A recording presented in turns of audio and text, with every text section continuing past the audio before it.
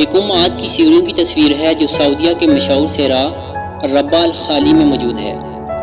ان کے قد و قامت اور اپنے سراپا کا اندازہ لگائیے، جہاں کھڑے لوگوں کے سروں کے اوپر ان کے قد سے بھی اونچا سیڑھی کا سٹیپ ہے۔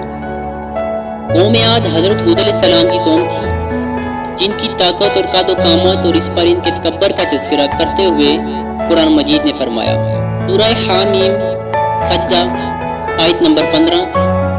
ترجمہ: جو عاد تھے وہ نہاد ملک میں غرور کرنے لگے اور کہنے لگے کہ ہم سے بڑھ کر قوت میں کون ہے؟